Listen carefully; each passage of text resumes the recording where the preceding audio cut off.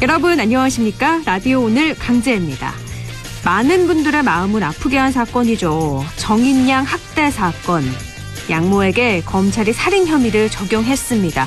오늘 첫 공판이 열렸는데요. 검찰은 공소장 변경을 신청했죠. 애초 아동학대 치사 혐의만을 적용했지만 살인 혐의를 적용해 공소장 변경을 신청한 겁니다. 피고인이 피해자가 사망할 수 있다는 걸 알고도 발로 피해자의 복부를 강하게 밟았다는 점을 분명히 해 살인 혐의를 적용했습니다.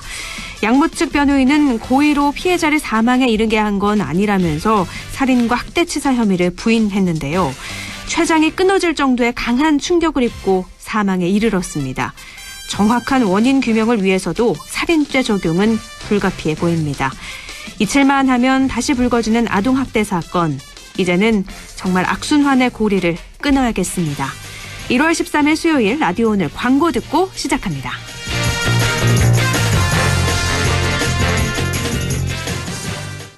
파주 센트럴밸리 산업용지 완판 신화를 이어갈 상업, 주거, 지원용지 투자의 기회.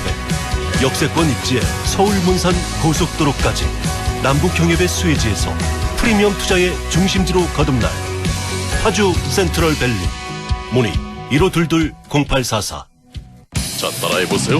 이카운트 ERP 4만원 회계관리, 이카운트 ERP 4만원 재고관리, 이카운트 ERP 4만원 생산관리. 사업 성공 함께해요. 이카운트 ERP의 모든 기능을 월 4만원에 드립니다. 이카운트 가입비 부가세 별도. 파주 센트럴밸리 산업용지 완판 신화를 이어갈 상업, 주거, 지원용지 투자의 기회.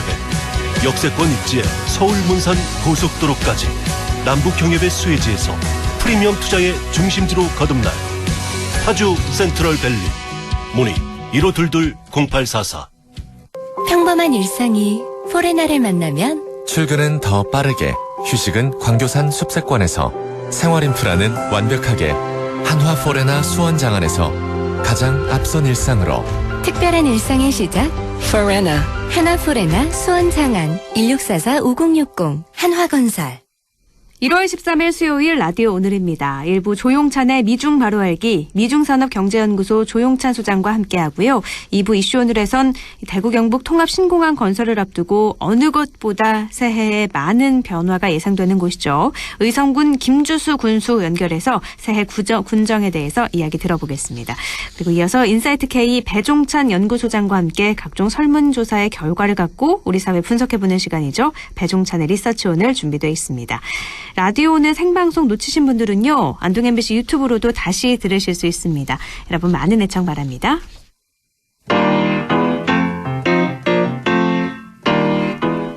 조용찬의 미중 바로 알기. 미국의 민주주의 상징인 연방의회가 트럼프를 지지하는 폭도에 의해서 습격당하는 사건이 있었습니다. 1월 20일 미국 정권 교체를 앞두고 일어난 급변 사태와 또 바이든 새 정부의 정책 전망 분석해보죠. 미중산업경제연구소 조용찬 소장 연결합니다. 소장님 안녕하세요. 예, 안녕하십니까? 네, 1월 6일에 미국에서 전무후무한 사건이 발생했습니다. 민주주의의 상징인 연방의회가 폭도에 의해서 일시 점거가 됐는데요.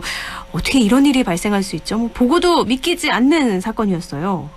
네, 그렇습니다. 트럼프 대통령은 1월 6일 날이었죠. 백악관 앞에서 모인 지지자들에게 자신이 대선에서 승리했다. 맹렬히 싸우지 않으면 나라가 없어진다고 하면서 반란을 부추겼는데요.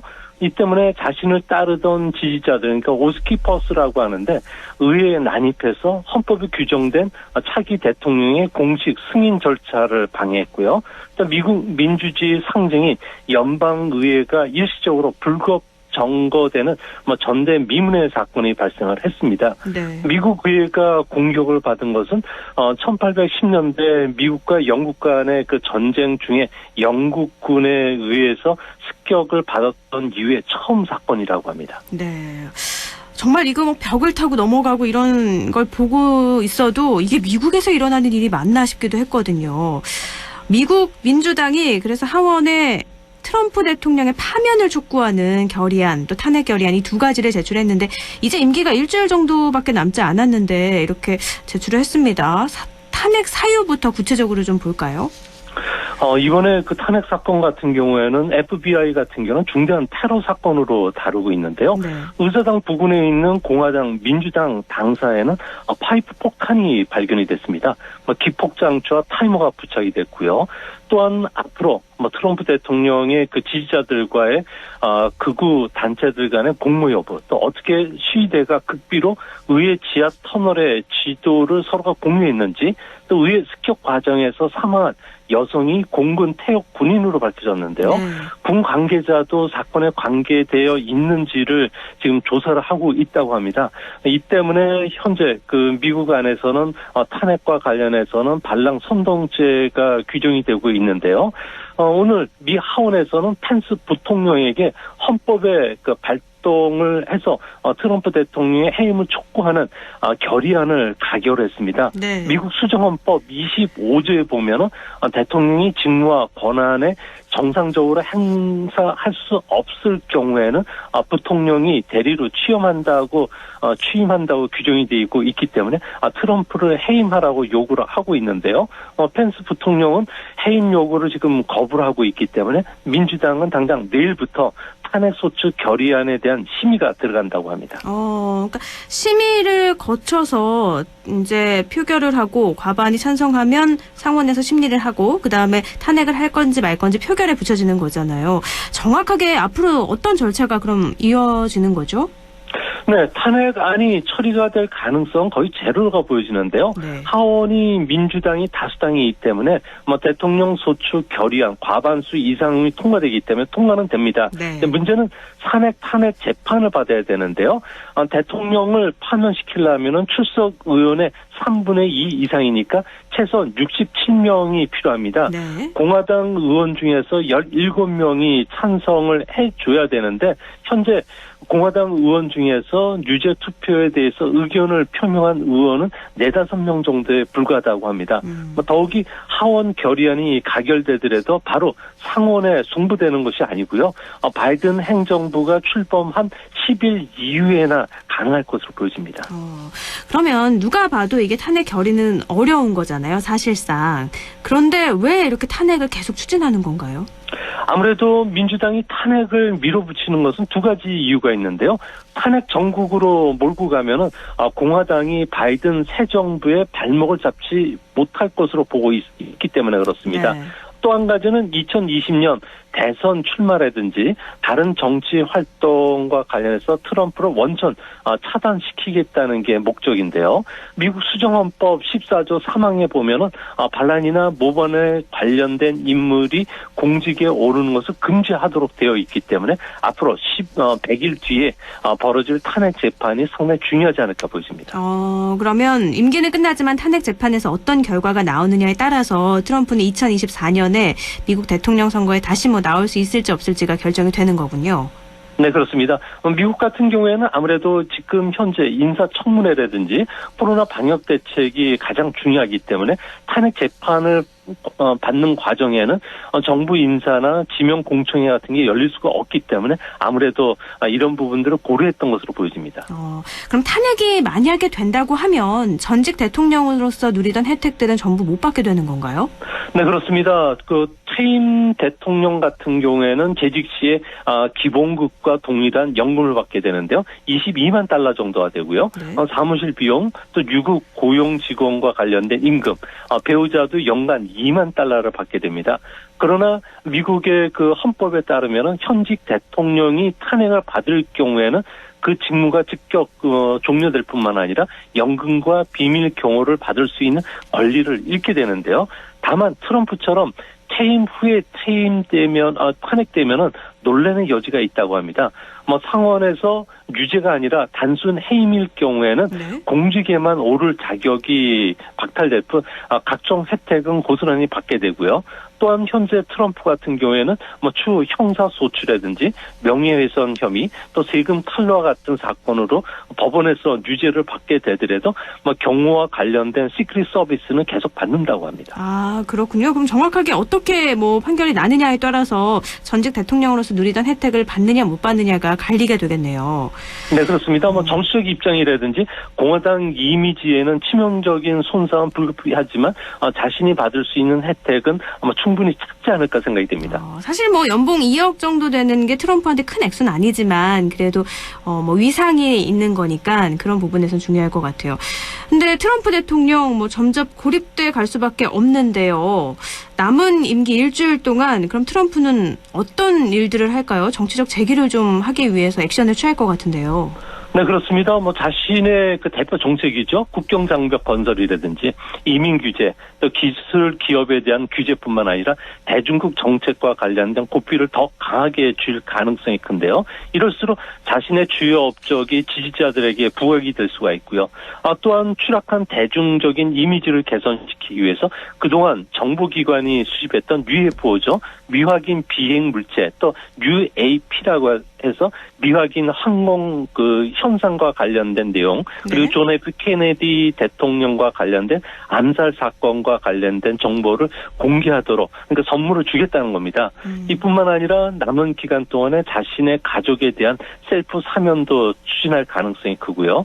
또한 뭐 졸지에 SNS 대통령이 SNS 난민이 지금 됐기 때문에 팔러라든지 객과 같은 비주류 소셜 미디어를 통해서 앞으로 자신을 따르는 지지자들에게 계속 메시지를 전달해 줄 것으로 보여지는데요. 분명한 것은 1월 20일 날 대통령 취임식에는 참석하지 않고 에어포스 1을 타고서 자신의 사저인 플로리다 팜비치 마라라고 리조트로 갈 가능성이 높기 때문에 뭐 또 152년 만에 후임 대통령 취임식에 참석하지 않는 첫 번째 대통령이 될 것은 분명해 보입니다.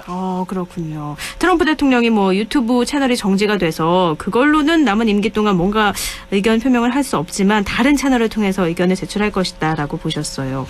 알겠습니다.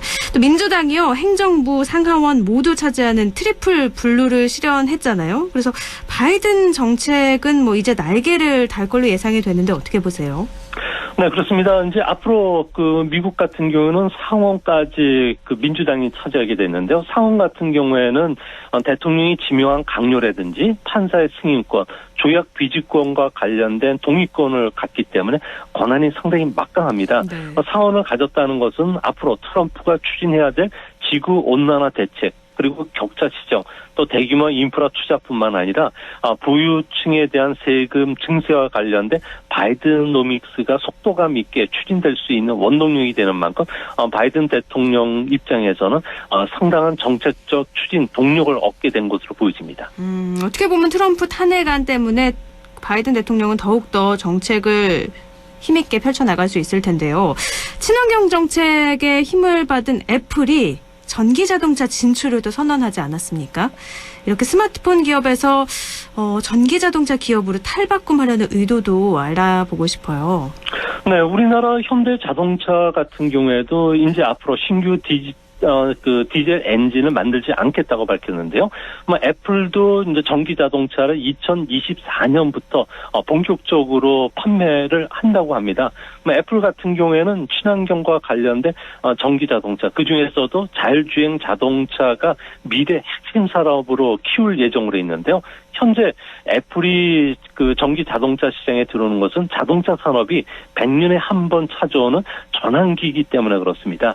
이제 내연기관에 엔진을 장착한 자동차는 이제 10년 뒤에는 생산이 안 되고 모두 전기차로 바뀌게 되는데요. 그렇게 되면 자동차는 통신 모듈이 탑재되고요. 외부 클라우드와 연결되기 때문에 자율주행 자동차 시대로 이제 들어서게 됩니다. 지금이야말로 애플 입장에서는 자동차 시장에 진입할 수 있는 마지막 기회라 보고 아무래도 역량을 기울이지 않을까 보입니다. 그러니까 애플이 준비하고 있는 애플카, 아이카라고 이름이 뭐 나오곤 있는데 혁신적인 미래형 자동차. 그럼 구체적으로 좀 어떤 모델일까요?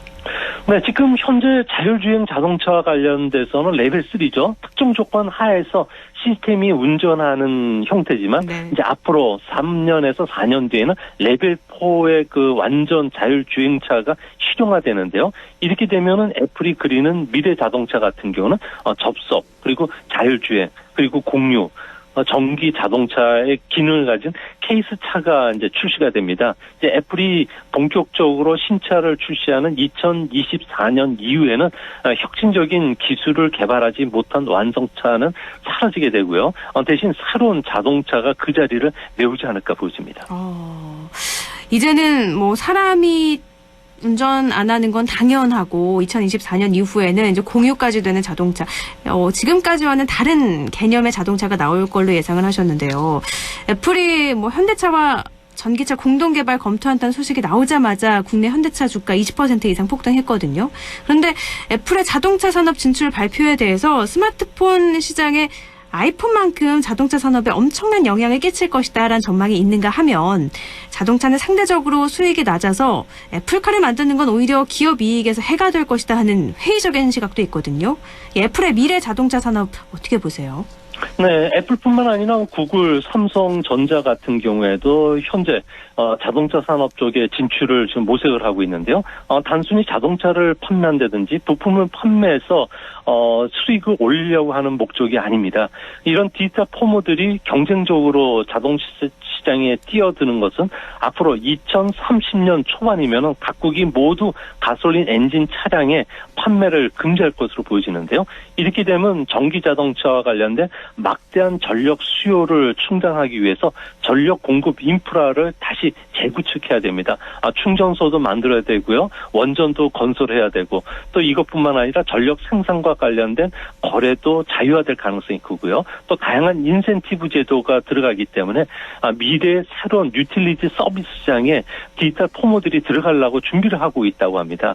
또한 새로 출시되는 프리미엄급 자동차일수록 헤드업 디스플레이라든지 스마트 크루즈, 또 주행 보조 기능뿐만 아니라 첨단 운전자 지원 시스템이라고 하는 ADAS가 탑재가 되는데요. 앞으로 스마트폰 시장은 한계에 도달하지만 전기 자동차는 현재 1천만 대 시장이 2030년도에는 2억 4,500만 대로 커지는데요.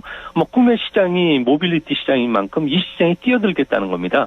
현재 무인 비행기, 자율주행 항공기, 또 두 사람이 타는 무인 스쿠터와 같은 새로운 서비스가 지금 시작이 되고 있는데요. 이런 다양한 모바일 멀티 기기와 연결되는 새로운 자동차 같은 경우에는 아무래도 디지털 포모들이 강점을 갖고 있기 때문에 이 시장에 적극적으로 뛰어들지 않을까 보여집니다. 말씀 들어보니까 10년 안으로 정말 새로운 시장이 확 열릴 것 같은 그런 생각이 좀 들기도 하는데요. 주식시장도 조금 살펴볼게요. 바이든 행정부가 이렇게 안정된 국정 운행을 할 수 있게 됐고 또 대규모 재정 부양책에 대한 기대감도 있는데 미국 증시 상승세는 상대적으로 좀 주춤하거든요. 이건 왜 그런 거죠?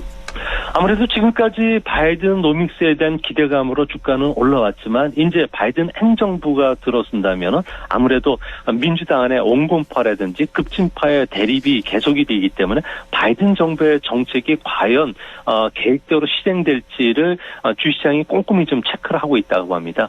그중에서도 바이든 행정부가 추진하는 법인세율 인상이죠. 21%에서 28%로 높이는 부분, 또 부유층에 대한 과세를 강화한다든지, 또 미국의 본사를 갖고 있지만 해외에 진출되고 있는 다국적 기업들 같은 경우에도 해외에서 벌어들이는 이익에 대해서 증세를 하겠다고 했는데요. 이 때문에 가장 타격을 받는 첨단 기술주, 특히 나스닥 시장이 아무래도 큰 타격을 받을 수가 있기 때문에 주시장이 아무래도 좀 신중한 분위기로 가는 것은 아닌가 보여지고요. 이 때문에 당분간 주시장은 계속 상승세를 이어가겠지만 타격을 받는 업종을 중심으로 해서는 아마 주가의 양극화 현상도 찾아오지 않을까 보여집니다. 행정부가 출범하면서 물론 모든 주식 시장이 다 좋은 건 아니지만 어떤 종목에 따라서 차이가 크게 벌어질 수 있겠군요. 알겠습니다. 오늘 말씀 여기까지 듣죠. 고맙습니다. 네, 감사합니다. 네, 조용찬의 미중 바로 알기, 미중산업경제연구소 조용찬 소장과 함께했습니다. 라디오는 1분 여기까지고요. 잠시 후에 2부에서 뵙겠습니다.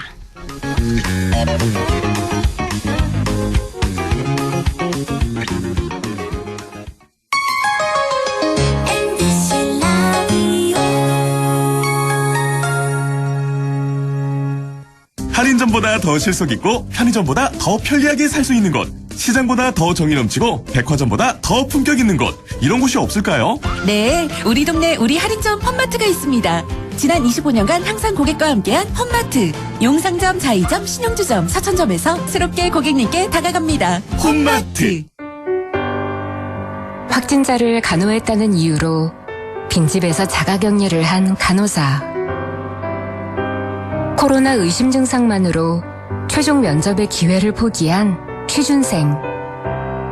생업을 걱정하기보단 완치 후 백신 개발을 위해 혈장을 기증한 부부.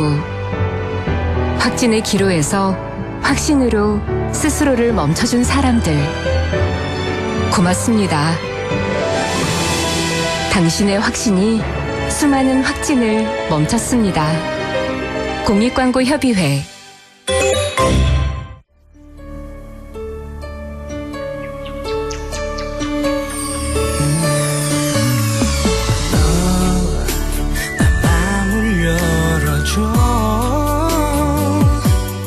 다가가 나 속삭이도록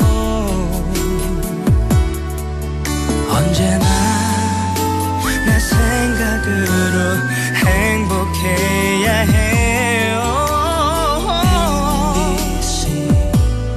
MBC 라디오 100.1 MBC 라디오.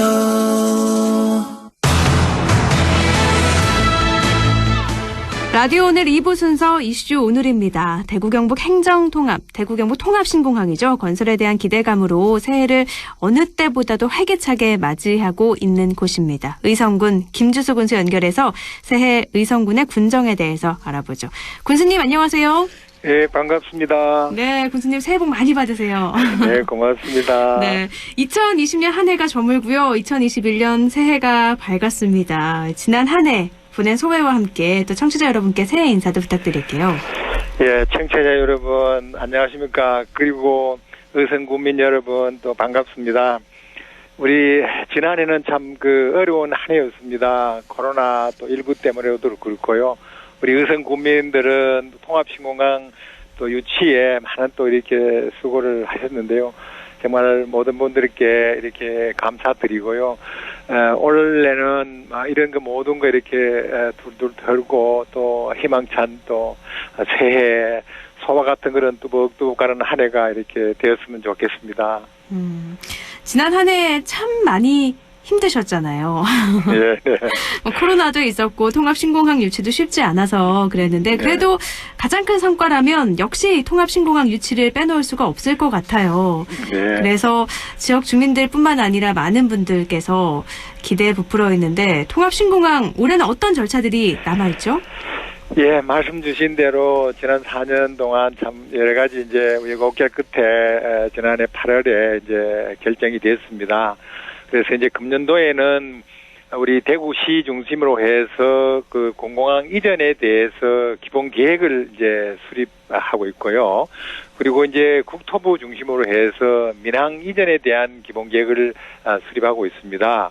그래서 이제 우리 경북하고 또 의성군이 대구시가 이와 함께 그동안에 합의한 그런 사항들에 대해서 앞으로 어떻게 이제 해 나갈 거냐에 대해서 이렇게 하고 해 나가고 있습니다.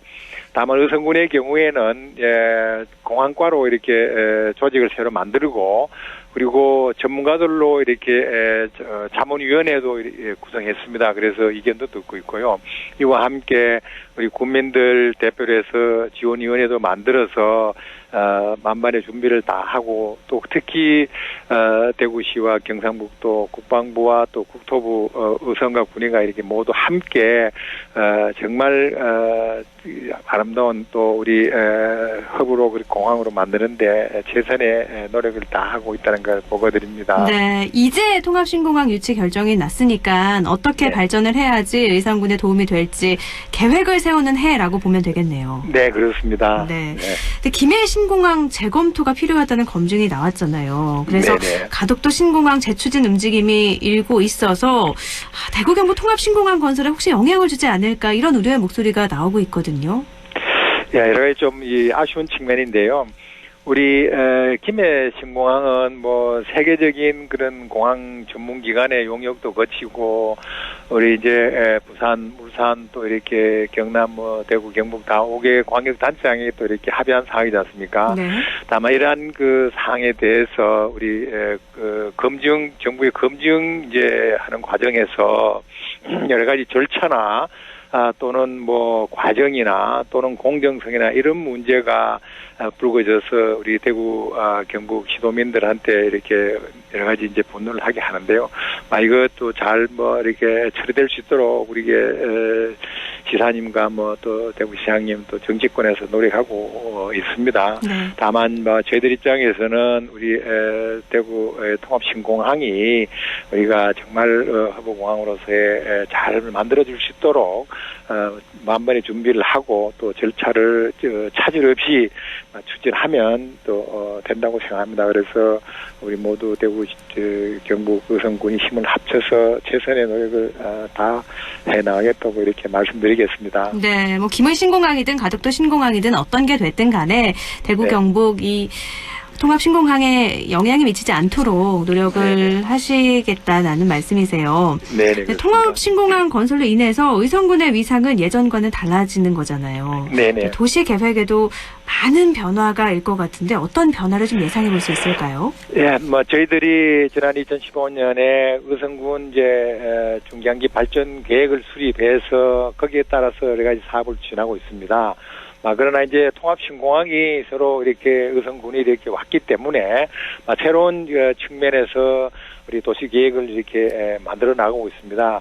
특히 통합신공항이 오므에 따라서 여러 가지 군공항에 관련되는 여러 가지 시설뿐만 아니라 우리 민항과 관련해서 여러 가지 물류 시설이라든가 항보 정비 그런 산업 분야라든가 이러한 여러 산업들이 새로 또 이렇게 오게 돼 있고 이와 함께 우리 농공단지든 개별 기업이든 이러한 또 우리 세포 매양 산업이든 이러한 분야에 대해서도 새로운 그런 분야를 통합해서 우리가 2040년, 50년까지 중기, 장기 그런 계획을 가지고 지금 전문가들한테 또 용역하고 또 이견을 모으고 있다고 말씀드리겠습니다. 네, 사실 통합신공항 오는 것도 그렇지만 이렇게 통합신공항 건설이 됨과 함께 항공물류 또 항공정비산업단지가 조성이 되면 더 큰 시너지 효과를 얻을 수 있는 거잖아요. 그래서 네, 또 그렇습니다. 국민들도 기대를 하고 있는데 어떤 계획으로 좀 될지 나중에 가닥이 조금 더 잡히면 그때 다시 연락을 해서 자세하게 알아보도록 하고요. 네, 그렇게 하겠습니다. 네,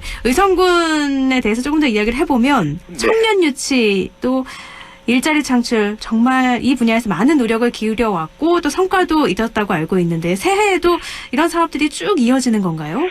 네, 이제 말씀 주신 같이 우리 이웃 사촌 이제 청년 시범 사업을 비롯해서 의성군이 청년들이 이제 많이 오고 여러 가지 청년들이 이렇게 활동하기 좋은 핫플레이스로 이렇게 떠오르고 있지 않습니까? 네. 이렇게 따라서 그동안에 뭐 소멸 위험도가 뭐 높다 또 노령 인구가 많다 이러한 그런 여러 가지 이제 걱정과 또 이러한 분야가 어느 정도 이렇게 뭐 불식은 돼 나가고 있는 것 같습니다. 그러나 아직 가야 할 길은 또 있는 것 같은데요. 이래서 그동안에 여러 가지 이제 우리 외부에서 한 100여 명 또는 뭐 안에서 있는 우리 청년들한테 한 100여 명 여러 가지 창업도 하고 해나가고 있기 때문에요. 우리가 물론 새로 들어오는 청년도 중요하고 지역임 그동안에 지원되고 들어온 청년들에 대해서 보다 이렇게 확실하게 지역에 정착할 수 있도록 보완 대책도 마련하고 이렇게 새로운 또 지원 대책도 해서 충실히 해 나가도록 그렇게 할 계획입니다. 여러 가지 이제 사업들이 진행되고 있기 때문에 이런 사업들이 이제 여러 가지 완성이 되면 보다 더 청년들이 들어와서 또 일하고 또 결혼하고 또 애기 놓고 하는 그런 여건이 조성되리라고 생각합니다. 네, 의성군이 이웃사촌 청년 시범마을 사업도 성공적으로 추진을 했고요. 그래서 그런지 귀농 가구 또 합계 출산율 뭐 경북 1위를 달성하는 좋은 성과도 있었잖아요. 네, 그렇습니다. 네, 올해도 좋은 결과들이 좀 들리면 좋겠습니다. 네, 그렇게 노력하겠습니다. 네, 또 스마트 시대 6차 산업 시대를 맞아서 농업에도 많은 변화가 있는데 의성군도 참 잘 대응을 해나가고 있는 것 같아요. 계획도 좀 알려주시죠. 예, 이제 지금 우리가 농업 분야도 또 개방화되고 여러 가지 또 우리 기후 변화 등 이런 여건 변화에 따라서 이렇게 새롭게 대응해 나가야 되지 않습니까? 그래서 저희들 안개 지역을 중심으로 해서 우리 스마트팜 이런 사업도 이제 원래 본격적으로 추진되어서 지금 딸기 중심으로 해서 마케팅도 이제 이루어지고 있습니다.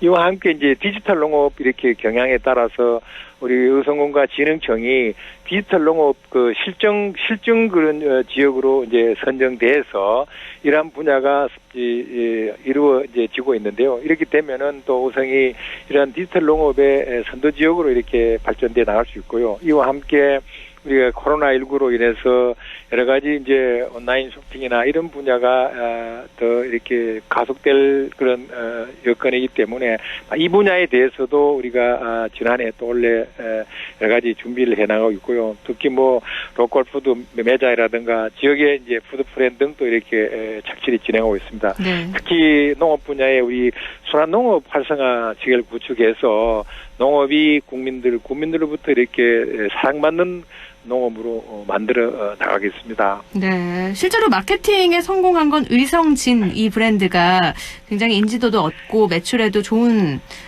높은 판매를 이뤘다고 알고 있는데요. 네. 이런 것들이 스마트팜 또 디지털 농업과 함께 연계돼서 더 좋은 성과를 얻지 않을까 싶습니다. 네. 또 하나는요, 작년에 외신에 보도가 되면서 큰 화제가 되기도 했던 의성 쓰레기산 문제. 이거 참 골치 아픈 문제였잖아요. 네. 정말 많은 국민들 또 국민들한테 걱정 끼쳐드려서 죄송하고요. 특히 이제 환경부나 또 경북도 또 의회 국회에서 이렇게 많이 이제 지원해서 우리 이제 작년 말로 한 98, 99% 됐습니다. 이제 1월 말까지는 모든 게 이제 말끔하게 치워지고요. 그래서 그동안에 우리 여러 어려움도 있었지만은 이런 걸 통해서 법적으로 미비한 분야나 또 제도적으로 미비한 분야에 대해서는 또 많이 보완된 그런 또 측면도 있습니다.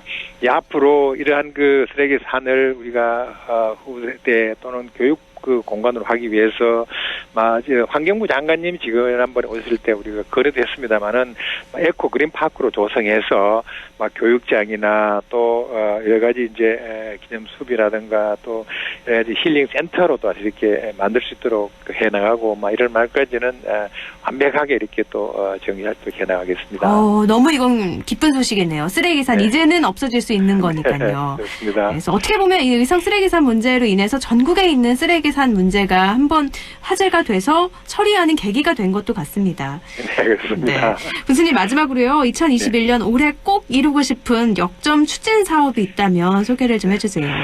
네, 이제 앞에 보고드린 같이 우리가 이제 통합신공항 잘 또 우리가 이제 기초를 놔야 되지 않겠습니까? 이제 이 문제에 중점하지만은 우리가 지난 2016년부터 이렇게 꾸준히 해온 우리 저기에 있습니다. 이제 우리 세포 배양 산업 이제 지원센터 그리고 바이오 이렇게 밸리 산업 단지 이런 분야를 우리가 이렇게 공항과 연계 또는 안동에 이제 우리 바이오하고 연계해서 의성의 장기 미래 이렇게 새로운 성장 동력 산업으로 이렇게 해 나갈 그런 계획입니다. 지난 5년 동안 꾸준히 준비하고 이제 올해는 우리가 착공해서 우리 단지 분야에 대해서는 여러 가지 절차들이 다 이제 마무리해서 정말 새롭게 태어날 수 있도록 노력해 나가겠습니다. 네, 바이오밸리 일반 산업단지 조성, 세포 배양 산업 지원센터 구축, 신성장 동력이 될 의성의 새로운 사업들이 잘 추진이 되길 응원하겠습니다. 네, 고맙습니다. 네, 오늘 여기까지 됐죠. 군수님 고맙습니다. 네, 고맙습니다. 네, 의성군 김주수 군수였습니다. 라디오 오늘에서는 청취자 여러분의 참여를 기다리고 있습니다. 우리 지역에서 발생한 사건 사고 소식이나 함께 토론하고 싶은 내용을 안동 MBC 홈페이지 라디오 오늘 게시판에 올려주시기 바랍니다. 전화와 문자 참여도 하실 수 있습니다. 전화는 851국에 7191번, 문자는 샵 0913번으로 보내주시면 됩니다. 문자는 단문 50원, 장문 100원의 정보 이용료가 있습니다. 여러분의 많은 참여 바랍니다.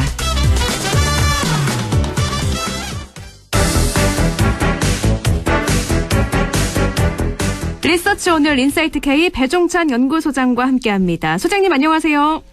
안녕하십니까. 배종찬 소장입니다. 네, 오늘도 차기 대선 후보 지지도 조사 결과부터 좀 볼까요? 어떤 좀 변화가 있었나요? 관심을 많이 보이고 계시는데 변화가 있었습니다. 쿠키 뉴스 의뢰로 한길 리서치가 실시한 조사입니다. 9일부터 11일까지 실시한 내용이고 자세한 사항은 중앙선거론조사 심의위원회 홈페이지에서 확인 가능합니다. 차기 대선 후보로 누구를 가장 선호하는지 물어보았는데요. 이재명 경기지사 25.5%, 윤석열 검찰총장 23.8%로 양강 구도로 나타났는데 이낙연 대표는 어디로 갔지 이렇게 궁금해하실 거예요. 네. 이번 조사에서 이낙연 대표는 14.1%에 머물렀습니다. 떨어졌네요. 예, 그러니까 다른 후보들보다도 차기 대선 후보로 빨리 거론됐던 것이 이낙연 대표였고요. 네. 지난해 4월 총선 이후에는 아주 높은 지지율을 나타냈던 것이 이낙연 대표의 차기 대선 후보로서의 경쟁력이었는데 시간이 점차 지나면서 이번 조사 결과 14.1%로 나타났습니다. 이렇게 이낙연 더불어민주당 대표 가장 먼저 나오기도 했었는데 언급되기도 했는데 점점 지지율이 네. 흔들리는 모습이거든요. 왜 그런 걸까요? 가장 큰 이유는 문재인 대통령 지지율에 달려 있는 것으로 보입니다. 이 당 대표인데다가 현 정부의 이 첫 국무총리를 역임하지 않았습니까? 그만큼 문재인 대통령 현 정부와는 뗄래야 뗄 수 없는 관계가 있는데 문재인 대통령 지지율과 연동돼 있다고 볼 수 있습니다. 대선 후보 지지율은 지역, 또 세대, 이념 기반 중에 어느 하나라도 좀 압도를 할 수가 있어야 되는데 그런 지배적인 영향력이 또 나타나지 않는 것도 이낙연 대표의 앞으로의 숙제라고 볼 수 있는데 김대중 전 대통령 그러면 호남을 또 대표하는 지역 기반이 있었지 않습니까? 네. 문재인 대통령에게는 40대 기반이 있고 노무현 전 대통령의 경우에는 진보층의 이념 기반이 있었는데 그만큼 이 확고한 이 기반이 압도적이지 않다라는 것도 절대적이지 않다라는 것도 영향을 주는 것으로 보이는데 첫 번째로는 앞서도 말씀드렸지만 중도층의 이탈입니다. 이낙연 대표의 이 중도층 확보가 미흡할 수밖에 없는 것이 이제 대통령과 연동돼 있다 보니까 중도층이 대통령 지지로부터 이탈되면서 이낙연 대표로도 동시에 이반되는 현상이 있고요. 하나 또 이슈 논란입니다. 최근에 이 두 전직 대통령 사면론인데 이것이 이제 전반적인 여론과는 별개로 지지층 내에서는 상당히 또 반발이 심하게 나타났거든요. 그만큼 네. 영향을 줬을 테고 또 최근에 이 공유제 코로나 국면에서 경제적 양극화를 해소하자 말하자면 이 코로나 국면에도 꽤나 돈을 잘 번 사람들과 기업은 좀 더 세금을 많이 내든지 또 다른 이 적극적이고 자발적인 방법으로 힘든 쪽에 도움을 줄 수 된다. 이런 이 제안을 냈는데 이것도 좀 여론 반응이 냉담해요. 마지막으로 이제 보궐선거인데 3월까지 대선에 나가는 경우에 당대표를 할 수 있는 이낙연 대표인데 보궐선거도 지금 판세 상황을 보면은 그다지 이 더불어민주당 쪽에 유리한 것만은 아닙니다. 네. 물론 예단할 수는 없지만 이런 것도 이낙연 대표의 지지율에 부담이 되는 현상으로 보입니다. 정리를 해보면 문재인 대통령의 국정 수행 평가가 좀 낮아지고 민주당 지지도도 빠지고 중도층 이탈에 여기 또 사면론과 이익 공유제 같이 이슈들도 나타나면서 점점 지지율이 흔들리고 있다라는 거잖아요. 네. 그런데 문제는 더불어민주당 대표인데 더불어민주당 지지층과 진보층에서도 이재명 경기지사가 이낙연 대표보다 더 견고한 지지율이 나왔다고요. 그러니까요. 강재 아나운서도 아시겠지만 이낙연 대표가 당대표가 된 가장 큰 이유는 물론 당을 위해서 당대표가 되는 게 당연하겠지만 대선 후보로서 좀 더 유리한 고지를 선점하기 위한 전략 아니겠습니까? 네. 그만큼 또 친문 지지층에서는 이낙연 대표가 더 선호된다. 또 호남 대망론도 작동이 된다. 이런 분석이 일찍이 나왔었는데 근데 이번 조사 결과를 보면 더불어민주당 지지층에서도 이재명 지사가 더 앞서는 것으로 또 문재인 대통령 국정 운영 지지층에서도 이 지사가 이낙연 대표를 더 앞서는 결과로 나타났거든요. 네. 그리고 이념 성향별로도 진보층에서도 이재명 지사가 이 대표보다 더 앞서면서 과연 이 당대표가 된 효과가 있느냐 이런 물음표가 갈 것으로 보입니다. 지금 결과를 봤을 때는 당대표가 돼서 얻은 게 뭘까라는 걸 한 번쯤 그러니까요. 생각하게 되긴 하네요. 네. 이번엔 서울시장 선거로도 가볼게요. 박영선 중소벤처기업부 장관 출마 선언할 걸로 90% 예상이 되고요. 또 나경원 전 네. 원내대표는 출마 선언을 했잖아요. 서울시장 보궐선거 판도 살펴보죠. 그렇습니다. 지금부터는 이제 4월에 있을 서울시장 보궐선거 그리고 이제 부산시장 보궐선거에 초점이 모아지고 있는데 이 과연 이 여당에서는 왜 우상호 더불어민주당 후보 이 의원 외에는 아무도 공식 이 출마 선언을 하지 않을까? 야당은 그렇게 많은데. 그러니까 네. 궁금해지는데 그만큼 이번 보궐선거가 또 중요하고 그런 만큼 또 신중한 것이 아닌가 이렇게 볼 수 있는데 먼저 판도부터 보겠습니다. 윈지코리아 컨설팅이 아시아경제 예대를 받아서 이달 2일과 3일 실시한 조사이고요. 자세한 사항은 중앙선거론조사심의위원회 홈페이지에서 확인하겠습니다. 여당 쪽에서는 뭐 출마 선언 여부와는 상관없이 박영선 중소벤처기업부 장관이 18.5%로 가장 높은 지지를 받는 결과로 나타났고요. 이 박주민 의원이 9.6%, 이미 출마 선언을 한 우상우 의원이 8.5%. 이제 이 여권 쪽의 후보들만 모아서 실시된 그런 질문이 됩니다. 김진애 열린민주당 의원이 6.1%입니다. 대체적으로 이 결과를 보면 박영선 장관이 상당히 유력한데 아직 이 공식 선언을 하지 않고 있다. 앞서 이제 강 아나운서께서 말씀하신 대로 90% 정도의 출마는 유력한데 네. 한번 두고 보도록 하고요. 범야권에서는 뭐 보수 야권이라고 부르는 것이 더 정확하겠죠. 안철수 대표가 꽤 높습니다. 28.5% 30%에 가깝고요. 네. 나경원 전 의원 오늘 이태원에서 출마 선언을 했습니다. 그만큼 출마 선언지를 이태원으로 선택한 이유도 있겠죠. 나경원 전 의원이 12.9%, 오세훈 전 시장이 12.6%, 조은희 서초구청장 역시 우리 대구 경북 동양 인물입니다. 네. 이 조은희 서초구청장이 7.1%, 금태섭 전 의원은 4.7%로 나타났습니다. 대체적으로 이것만 보면은 안철수 국민의당 대표가 상당히 유력해 보이는데 그럼에도 불구하고 보수 야권 측은 역시 아무래도 단일화가 제일 중요한 이 관건으로 보입니다. 그런데 단일화와 상관없이 지금 안철수 대표는 1위를 굳건하게 지키고 있잖아요. 네. 그래서 안철수 대표 입장에서는 물론 나중에는 단일화 논의가 필요하겠지만 네. 지금은 계속 앞서고 있는 상황에서 단일화 논의는 먼저 나서진 않을 것 같은 예상도 좀 드네요. 그렇죠. 얼마 전에 또 보면은 대구 동화사를 방문하지 않았습니까? 네. 많은 분들이 궁금한 것이 지금 광복 행보를 하고 있거든요. 특히 이제 이 김동길 연세대 명예교수, 이 김동길 교수 그러면 우리 안동 시민분들께서도 얼핏 알 것 같은데 누구지 했는데 이렇게 아마 제 목소리를 들으시면 기억이 날 겁니다. 이게 뭡니까? 바로 이제 이 분이신데. 지금 성대모사 하신 건가요? 네. 그 다음에 또 한 사람을 만났죠. 대구 동화사에서 우연이라고 했는데 과연 그것이 우연이 될 수 있을지. 근데 사찰에서 명사찰이죠. 사찰에서 만나서 이거 말이야 이거 이 대권 서울시장 참 중요한 건데 말이야. 이런 오늘 참 많은 거 보여주시는데요. 홍준표 네. 의원입니다. 이렇게 만나는 걸 보면 그 만난 인물들을 보면은 중도층은 안철수 대표가 좀 견인할 자신이 있는 걸로 보이는데 역시 단일화 숙제도 있고 이 보수 쪽에 더 공을 들이는 그런 모습으로 보입니다. 네, 홍준표, 오세훈, 김동길 참 많이 안철수 후보가 많이 만나고 있어서 정말 그야말로 광폭 스킨십이라고도 보이는데 네. 앞으로도 여론조사 결과가 어떻게 나올지는 차차 살펴보도록 하죠. 오늘 시간 관계상 여기까지 듣겠습니다. 고맙습니다. 감사합니다. 네, 리서치 오늘 인사이트 K 배종찬 연구소장이었습니다.